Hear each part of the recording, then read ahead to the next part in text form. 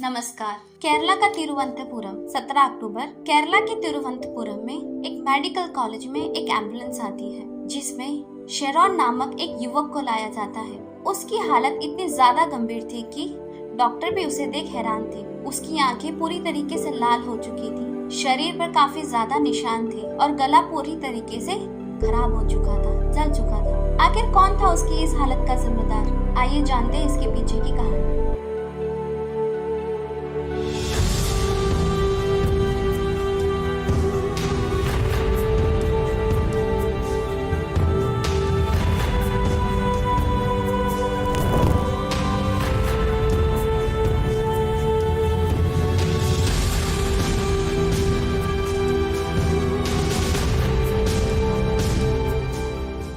क्या प्यार में इंसान इतना गिर सकता है कि एक प्रेमिका सिर्फ अपने प्रेमी को इसलिए मारना चाहती थी कि उसकी शादी कहीं और तय हो चुकी थी। ये कहानी है केरला के शेरॉन और ग्रीष्मा की। शेरॉन और ग्रीष्मा ये दोनों की मुलाकात 2021 में हुई थी।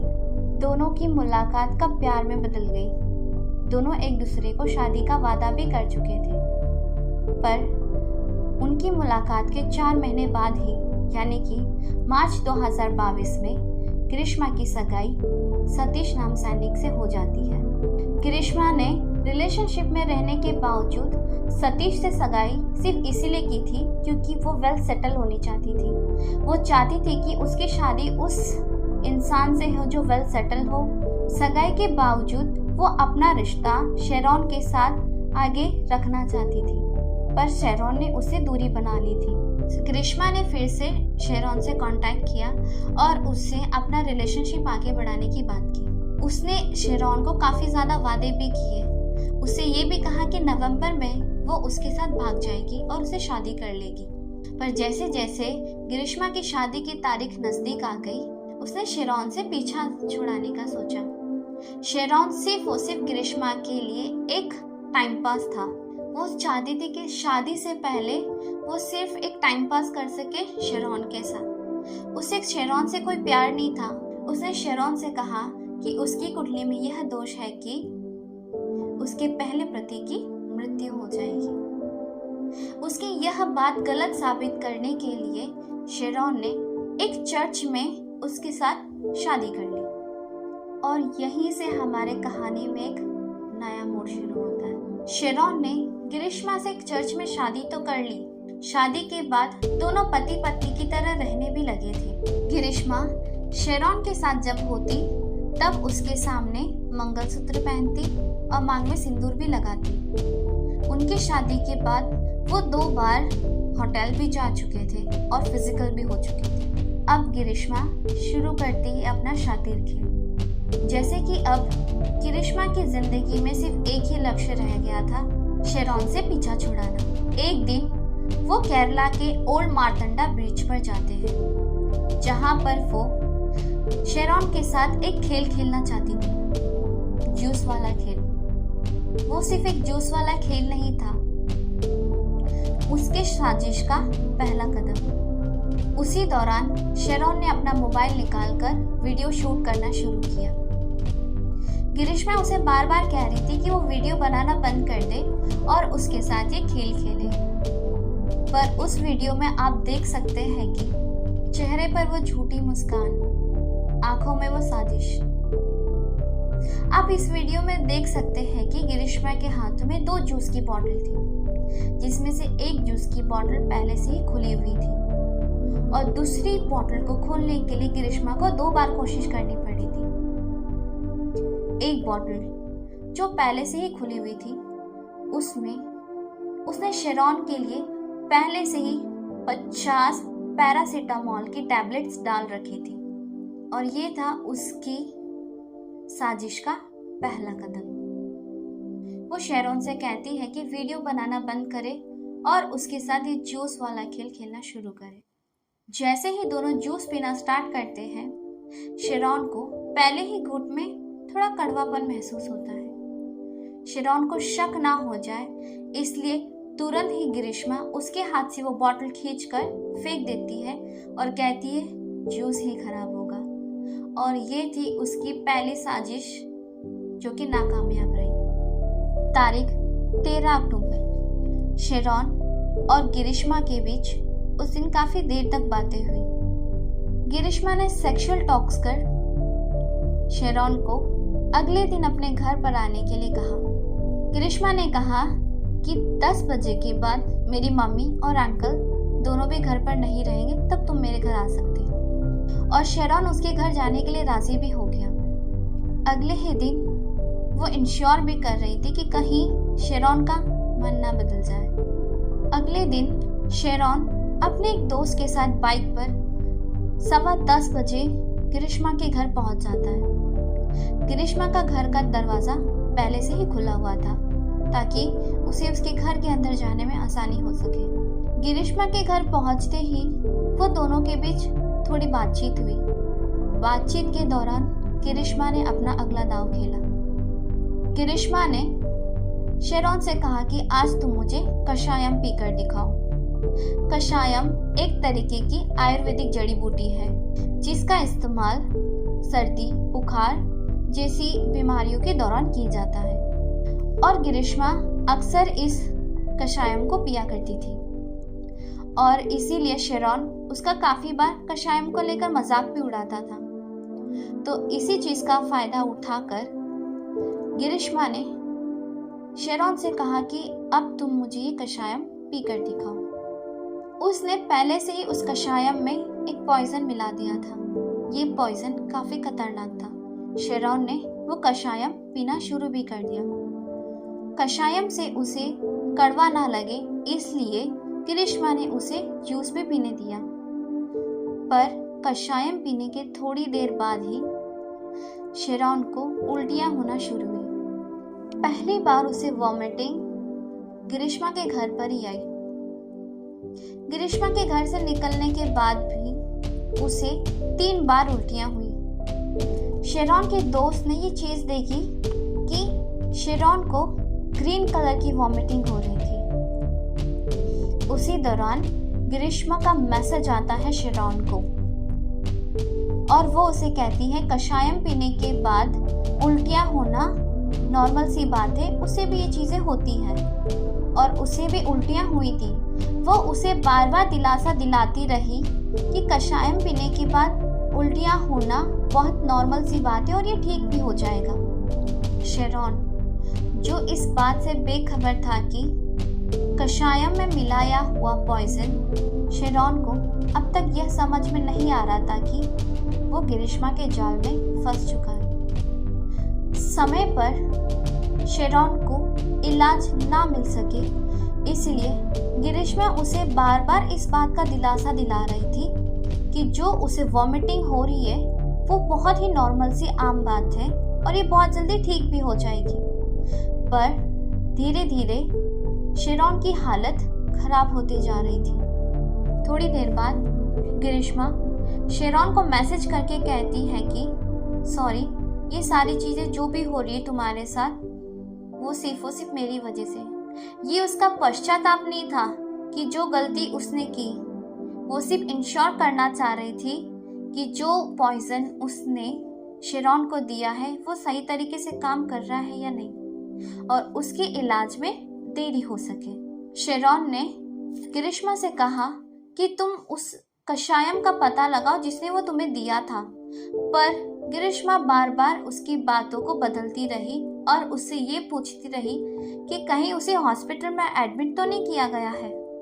गिरिश्मा शेरॉन को बार बार सॉरी कह रही थी और कह रही थी कि इस वजह से उसका मेंटल पीस खो चुका है। गिरिश्मा शेरॉन की हालत का जिम्मेदार अपने आप को मान रही थी और शेरॉन उसे बार बार समझा रहा था कि इसमें उसकी कोई गलती नहीं, पर बार बार सॉरी कहकर गिरिश्मा उसे मैनिपुलेट कर रही थी और ये मैनिपुलेटिंग की ट्रिक उसकी काम आ गई। थोड़ी देर बाद गिरिश्मा शेरॉन को वीडियो कॉल पर आने के लिए कहती है, पर बार बार हो रही वॉमिटिंग के चलते शेरॉन उसे कहता है कि उसकी हालत बहुत खराब है। शाम 5 बजे करीब गिरिश्मा फिर से शेरॉन को मैसेज करके कहती है कि अब उसकी तबीयत कैसी है। करिश्मा ने शाम को फिर से शेरॉन को मैसेज किया और उसे उसकी तबीयत के बारे में पूछा। वो ये इंश्योर करना चाह रही थी कि कहीं उसे हॉस्पिटल में एडमिट तो नहीं किया गया है। शेरॉन ने करिश्मा से कहा कि उस कषायम की बोतल को उसने कहाँ से खरीदा, उसके बारे में वो उसको बताए। उस सारी रात शेरॉन को काफ़ी उल्टियाँ हुई। अगला दिन 15 अक्टूबर शेरॉन ने करिश्मा को मैसेज करके कहा कि उसकी इस हालत का जिम्मेदार करिश्मा है।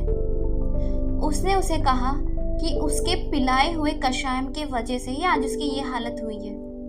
पर अगेन करिश्मा ने उसे कहा कि उसकी इस हालत का जिम्मेदार कषायम नहीं बल्कि उसका पिया हुआ वो जूस था जिससे करिश्मा को भी उल्टियाँ हुई थी। थोड़ी देर बाद आफ्टरनून में शेरॉन ने करिश्मा को कहा कि उसे सीरियस थ्रोट इन्फेक्शन हुआ है जिसके चलते वो पानी का एक घूंट तक नहीं पी पा रहा है और वो अब उससे बात नहीं कर पाएगा। अब फिर से हमारी कहानी में एक और नया मोड़ आता है। 17 अक्टूबर केरला के एक मेडिकल कॉलेज में शेरॉन को एडमिट किया जाता है। शेरॉन ने करिश्मा को मैसेज करके ये बताया कि उसे एक मेडिकल कॉलेज में एडमिट किया गया है। 17 अक्टूबर के बाद से करिश्मा का तो मैसेज शेरॉन को आया पर शेरॉन ने उसे एक भी मैसेजेस का रिप्लाई नहीं किया क्योंकि तब तक शेरॉन की हालत नाजुक हो चुकी थी। शेरॉन का बड़ा भाई शिमोन राज जो पेशे से एक होम्योपैथिक डॉक्टर भी है। शिमोन राज ने शेरॉन के एक दोस्त रेजिन से कांटेक्ट किया। रेजिन ने उस दिन हुई सारी बातें शिमोन राज को बताई कि किस तरीके से करिश्मा के घर से निकलने के बाद शेरॉन को 3 बार वॉमिटिंग हुई थी, वो भी ग्रीन कलर की। शिमोन ने पूरी हिस्ट्री डॉक्टर अरुणा को बताई और डॉक्टर अरुणा ने तुरंत एक्शन लेते हुए मेडिकल पुलिस को इन्फॉर्म किया। इन्फॉर्म करने के 2 दिन बाद शेरॉन का बयान लिया गया।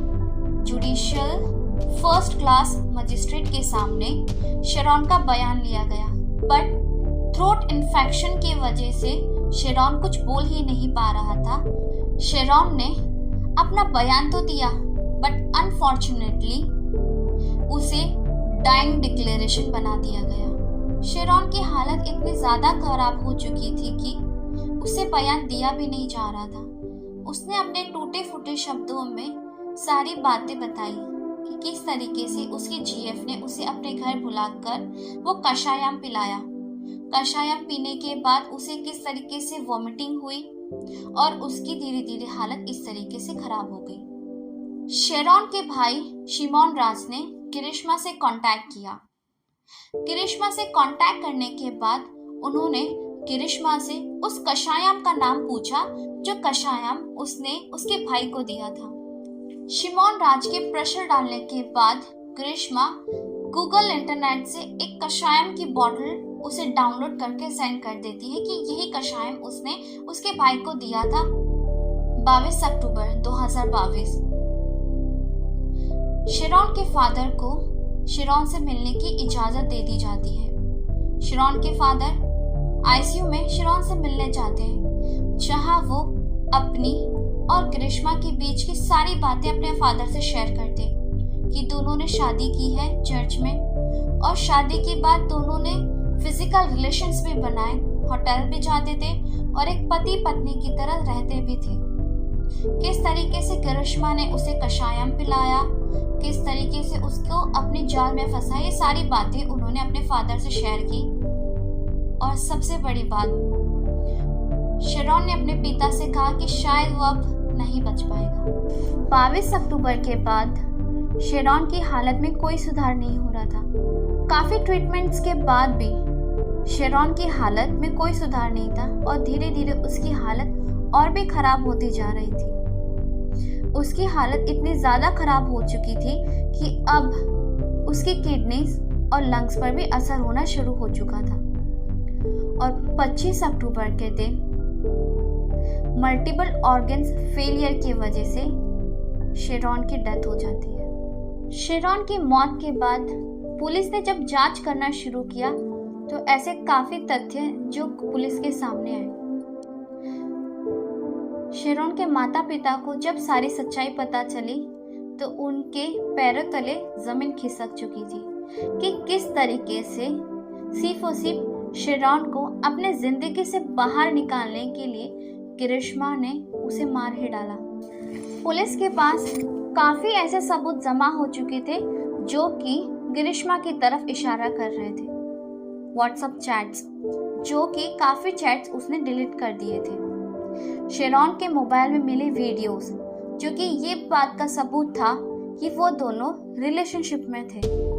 शेरॉन को अपने घर इनवाइट करना, उसे कषायम पीने के लिए कहना, ऐसे काफी सारे सबूत पुलिस के हाथ लग चुके थे। ग्रीष्मा को पुलिस स्टेशन पूछताछ के लिए बुलाया गया। ग्रीष्मा को पूछताछ के लिए जब बुलाया गया, वो बार बार यही रट लगाए बैठी थी कि उसने कुछ नहीं किया, और पुलिस को गलत साबित करने के लिए और सिंपैथी गेन करने के लिए उसने वहां रखे टॉयलेट क्लीनर को भी पी लिया। सारे सबूत ग्रीष्मा के ही खिलाफ थे। जब सख्ती से ग्रीष्मा से पूछताछ की गई तब उसने बताया कि हाँ, ये सारा कुछ उसी का किया धरा है, कि उसने 10 बार कोशिश की थी शेरॉन को अपने रास्ते से हटाने के लिए, सिर्फ इसीलिए क्योंकि उसकी शादी किसी और शख्स से होने जा रही थी जो कि वेल सेटल था। एक वेल सेटल इंसान से शादी करने के लिए क्या एक प्रेमिका अपने प्रेमी को मारने के लिए इस हद तक गिर सकती है? उसने जरा भी नहीं सोचा कि उसके मरने के बाद उसके माता पिता का क्या होगा। आखिर क्या कसूर था शेरॉन का? उसने ग्रीष्मा पे विश्वास किया, उससे प्यार किया।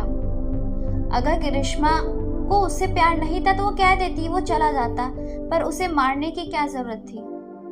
आज के समय में जहां लोग सच्चा प्यार पाने के लिए तरस जाते, वही सारी चीजें ग्रीष्मा को मिल रही थी, पर उसने चूज किया एक वेल सेटल लाइफ। ग्रीष्मा ने ये जाल सिर्फ इसलिए बुना था ताकि वो सतीश से शादी कर सके, पर सतीश उसका पहला पति हो जाता। तहकीकात के दौरान पुलिस ने यह भी देखा कि इस साजिश के पीछे ग्रीष्मा की माँ और साथ ही साथ उसके अंकल का भी हाथ था। उस जूस की बोतल में पिलाया गया पॉइजन उसके अंकल ने ही उसे लाकर दिया था। केस कोर्ट में गया और ग्रीष्मा के खिलाफ मिले सबूत इतने ज्यादा मजबूत थे कि ग्रीष्मा को दोषी करार किया गया। उसे धारा 302 हत्या, 364 किडनैपिंग और 201 सबूत मिटाने के लिए सजा सुनाई गई। इन सारी धाराओं के तहत ग्रीष्मा को फांसी की सजा सुनाई गई थी। ग्रीष्मा ने कोर्ट में इस बात के लिए भी रिक्वेस्ट की थी कि उसकी उम्र केवल 24 साल है और उसे इससे कम सजा सुनाई जाए।